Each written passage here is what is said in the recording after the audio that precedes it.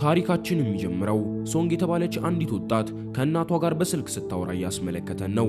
ሶንግም ለእናቷ ወዳለችበት ሆስፒታል እየመጣች እንደሆነ ነግራት ስልኩን ትዘጋዋለች። በዚህ መሃልም ወዲያውኑ ሁለት በማስክ የተሸፈኑ ጎረምሶች ወደሷ መጥተው አግተው ይወስዷታል። በድንጋጤ ራሷን ከሳተችበት እንደነቃችም ራሷን በአንድ ቅንጡ ቤት ውስጥ ታገኘዋለች። እሷም ግራ እየተጋባች ባለችበት ቹፌ የተባለ አንድ መልከ መልካም ወደሷ መጥቶ ቤተሰቦቹ በግድ እሷን እንዲያገባት እያስገደዱት እንደሆነ ነግሯት ሊያገባት ግን ምንም አይነት ፍላጎትን ስለሌለው ቤተሰቦቹ የሚያቀርቡላቸውን የጋብቻ ጥያቄ እሷም ትሁን ቤተሰቦቿ እንዳይቀበሉት ይነግራታል። ሶንግ በመጀመሪያ ስለምን እንደሚያወራ ባይገባትም ትንሽ እንደቆየች ግን ከቀናት በፊት እናቷ ስለ ሽምግልና ስታወራ የነበረውን ወሬ አስታውሳ ነገሩን መገንዘብ ትጀምራለች። እሷም በሰላም የሚለቃት ከሆነ ጥያቄውን ውድቅ እንደምታደርገው ትገልጽለታለች። ከሱ ነፃ እንደወጣችም በሆስፒታል ታናሽ ወንድሟን እያስታመመች ወደምትገኘው እናቷ ጋር እየሮጠች ታቀናለች። በዛ እንደደረሰች ግን እናቷ ከቹፌ ቤተሰቦች ለጋብቻ የተላኩ ሽማግሌዎች እንደነበሩና እሷም ቹፌ የባለጸጋ ቤተሰብ ልጅ በመሆኑ ጥያቄውን እንደተቀበለችው ለሶንግ ትነግራታለች። ይህንን የሰማችው ሶንግም የቅድሙን ቹፌን ሁኔታ በማስታወስ ከሱ አይነቱ ወንድ ጋር መጋባት እንደማትፈልግ ለእናቷ ብትነግራትም እናቷ ግን የታመመ ወንድሟን ለማዳንና ካሉበት የገንዘብ ችግርም ለመውጣት ያላቸው አንድና አንድ አማራጭ ቹፌ እንደሆነ በመግለጽ ሳትወድ በግዷ እንደምታገባው ታስጠነቅቃታለች። አስቀጥላም በፍጥነት ቹፌ ወዳለበት ሄዳ የጋብቻ ጥያቄውን መቀበሏን እንድትነግረው ትገልጽላታለች። አማራጭ ያጣችው ሶንግም ሰከም እያለች ተመልሳ ወደ ቹፌ ቤት ትመጣለች። እሷም እናቷ የሽማግሌዎቹን ጥያቄ እንደተቀበለችና ጋብቻቸውም ቁርጥ መሆኑን ብትነግረው ቹፌ በብስጭት እንግዲያውስ ባልሽ የመሆን ከሆነ ስራዬን አሁኑኑ ልጀምራ ታዲያ በማለት ከተቀመጠበት ተነስቶ በግድ ሊስማት ይሞክራል። በድርጊቱ የተበሳጨችው ሶንግም ላሳርጋ በጥፊ ትመታዋለች።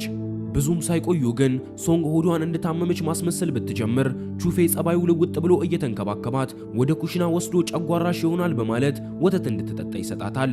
አስቀጥሎም ኪችን ውስጥ በድብቅ ሙያው ያበደ ፓስታ ሰርቶላት እንድትመገብ ያመጣላታል።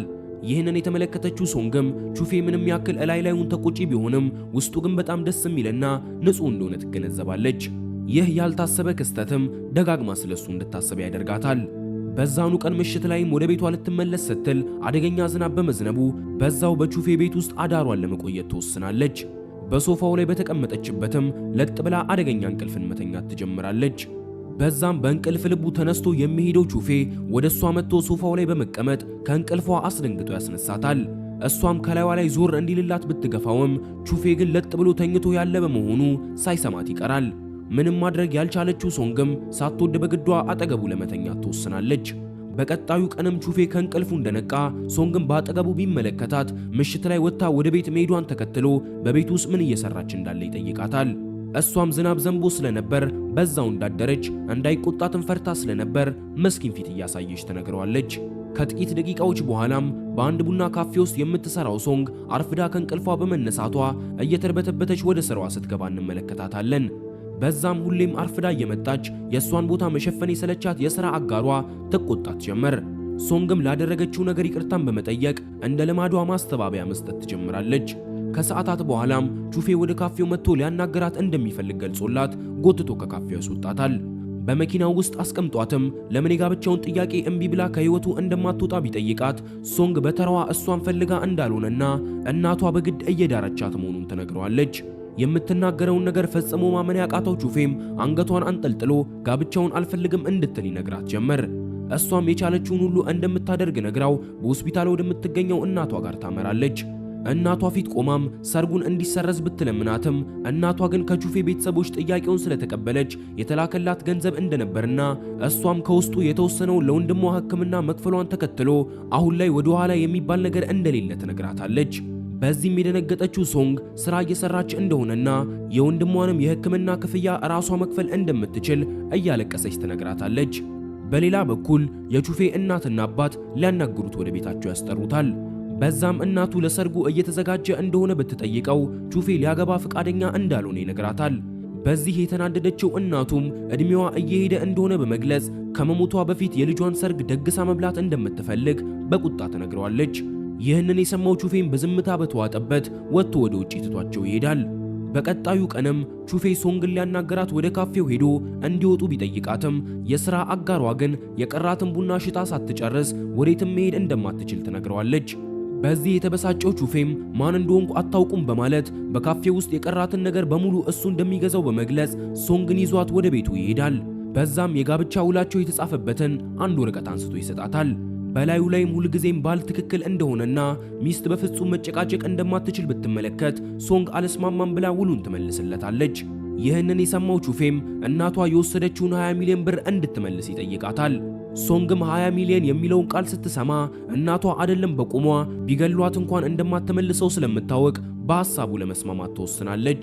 ከዚህ በኋላም ሰርጋቸው ከ3 ቀን በኋላ እንደሆነ ገልጻለት በዛን ቀንም እናቱን ስትደሰት ማየት በመፈለጉ ስህተትን እንዳሰራ ያስጠነቅቃታል። እሷም ከመሄዷ በፊት መጠየቅ የምትፈልገው ነገር ካለ ጊዜው አሁን እንደሆነ ቢነግራት ሶንግ በፍጹም አብሯት ለመተኛት እንደማያስቸግራት አሁኑኑ ቃል እንዲገባላት ትጠይቀዋለች። የአራዳ ልጅ የነበረው ቹፌ ግን በነገሩ እንደማይስማማ ገልጾላት ይለያያሉ። ከ3 ቀን በኋላም ድል ባለ ሰርግ ተጋብተው ወደ ቤታቸው እንደተመለሱ ሶንግ በሳሎን ውስጥ እንደምትተኛ ትነግረዋለች። ቹፌ ግን አሁን ወደደችም ጠላችም ባልና ሚስት እንደሆኑ ነግሯት አትሊስት ለዛሬ እንኳን አብረው ልትተኛ እንደሚገባ በመግለጽ በመኝታ ቤት ውስጥ እንዲተኙ ይነግራታል። እሷም በነገሩ መነጫነጭ ብትጀምር ሚስት አትጨቃጨቅም የሚለውን ውላቸውን አስታውሷት በሐሳቡ እንድትስማማ ያደርጋታል። ቪዲዮውን እዚህ ድረስ ከተመለከታችሁት ተመችቷችኋል ማለት ነው። ቪዲዮውን ላይክ ቻናሉን ደግሞ ሰብስክራይብ ማድረግ አይረሳ እንላለን። ወደ ታሪካችን በቀጣዩ ቀንም ሶንግ ወደ ስሯ ልታቀና ስትል ከሰዓት ላይ ተያይዘው ወደ ቤተሰቦቹ ጋር እንደሚሄዱ ያሳውቃታል። ከስራ በኋላም ተገናኝተው ወደ ቤተሰቦቹ ቤት ያቀናሉ። በዛም የቹፌ አባት ልጁ መልከ መልካም ሚስት እንዳገባ በመቀለድ አረፍ እንዲሉ ይጠይቃቸዋል። አባትየውም ለጫጉላ ሽርሽር እንዲሆናቸው በማለት በሶንግ አካውንት ላይ 3 ሚሊዮን ብርን ያስገባላታል። በተመሳሳይ ጊዜም የቹፌ እህት ወደ እነሱ መጣ። ምንም እንኳን ሶንግ ስለ ብር ያላወራች ቢሆንም እህቷ ግን በሰርጋቸው ማግስት ብር ብላ በመጠየቋ ሶንግን ትሰድባት ጀመር። ከድሃ ቤተሰብ እንደመጣች ደግሞ ስታወቅ እህቱ ጭራሽ ብሶባት የድሃ ልጅ እያለቻት ትሰድባት ጀመር። በዚህ ጋጥ ወጥነቷ የተበሳጨው አባቷም ስርዓት እንድትይዝ ቢነግራትም እህቱ ግን አባቷን እንኳን ከቁብ ሳትቆጥረው መሳደቧን ትቀጥላለች። አስቀጥላም ተነስታ ወደሷ በመሄድ ወንድሟን ያገባችው ለገንዘብ ብላ እንደሆነና በቤተሰባቸው ውስጥም ቦታ ሊኖራት እንደማይገባ መናገር ብትጀምር አባቷ ከተቀመጠበት ተነስቶ በጥፊ ያጋጫት ወደ ክፍሏ እንድትገባ ያዛታል። እሷ ግን ከመሄዷ በፊት ሶንግን ገፍትራ ጥላት እግሯን ወለም እንዲል ታደርገዋለች። ይህንን ተከትሎም ቹፌ ሶንግን ተሸክሟት ወደ ቤታቸው መመለስ ይጀምራሉ። በዚህ ጊዜም ሶንግ የኔ ኃይለኛ እያለች በፍቅር አይን ስትመለከተው ታሪካችን ያሳየናል። በቤትም እንደደረሱ ቹፌ እግሮቿን እያሸላት ፍርሃት እንዳይሰማትና ሰዎችን በፈራቻቸው ቁጥርም ይበልጥ መጥፎ እየሆኑ እንደሚሄዱ ይነግራታል። አስቀጥሎም ማንም እሷን ሲጎዳት ማየት እንደማይፈልግ እየነገራት ወደ ከንፈሮቿ ቢጠጋ ሶንግ በፍቅር ከንፈሬ ሊስመኝ ነው ብላ በማሰብ አይኖቿን መጨፈን ትጀምራለች። ቹፌ ግን በአስቂኝ ሁኔታ እንደራበውና ሚስቱ መሆኗንም ተከትሎ ምግብ እንድትሰራለት ይጠይቃታል። በዛኑ ቀን ምሽትም ቹፌ በእንቅልፍ ልቡ ሲሄድ የተመለከተችው ሶንግ ወደ ክፍሏ አስገብታው እንዲተኛ ታደርገዋለች። እሱም በድንገት ባንዱ ቢነሳ ወደ ክፍሏ ለምን እንዳስገባችሁ ይጠይቃታል።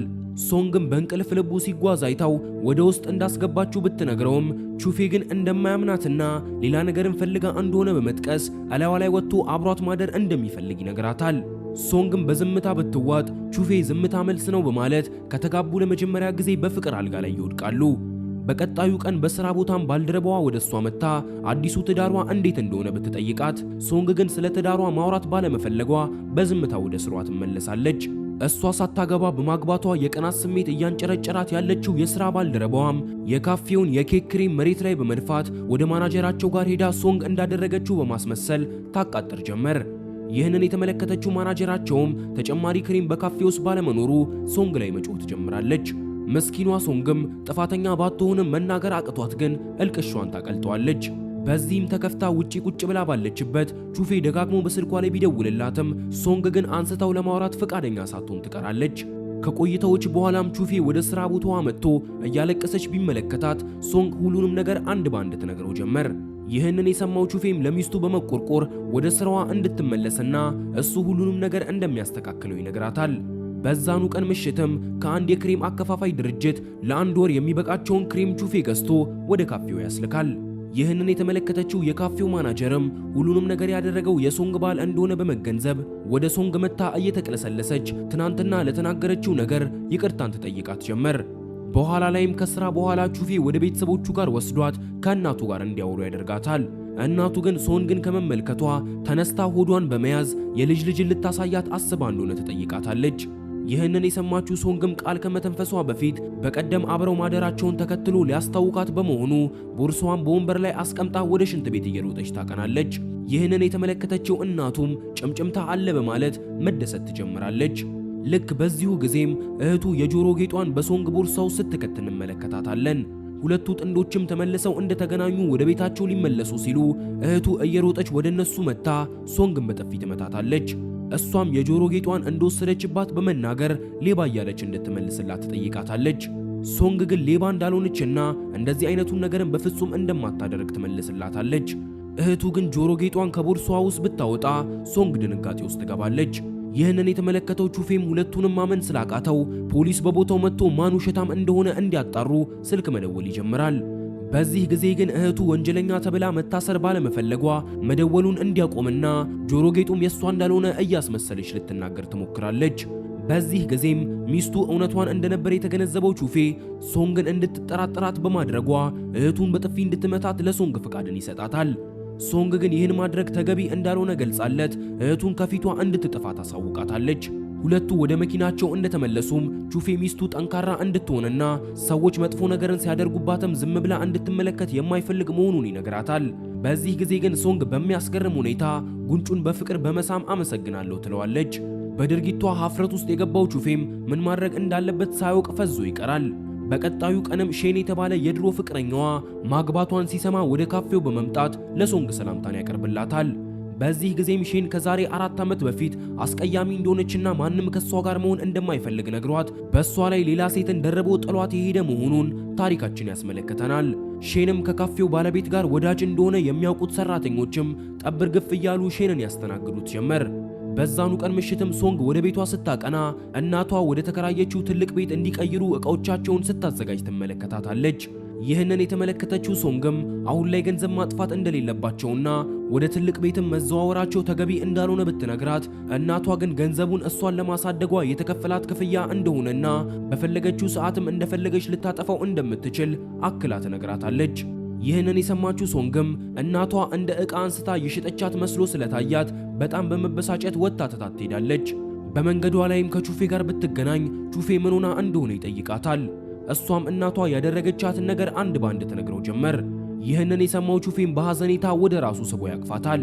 በዛን ቀን ምሽትም እናቷ የታመመው ወንድሟን በሆስፒታል ሄዳ እንዳትጠይቅ እንዳደረገቻት ብትነግረው ቹፌ እንድትረጋጋ አድርጎ ካስተኛት በኋላ ወዲያውኑ አባቱ ጋር በመደወል ለሶንግ እናት 20 ሚሊዮን ብሩን ሲሰጣት ስለተዋዋሉት የጋብቻ ስምምነት በጥልቀት ይጠይቀው ጀመር። በዛም የሶንግ እናት ጋብቻው የሚሰረዝ ከሆነና ሁለቱም ከጋብቻው በኋላ የሚፋቱ ከሆነ 20 ሚሊዮን ብሩን ተመላሽ እንደምታደርግ ይነግረዋል።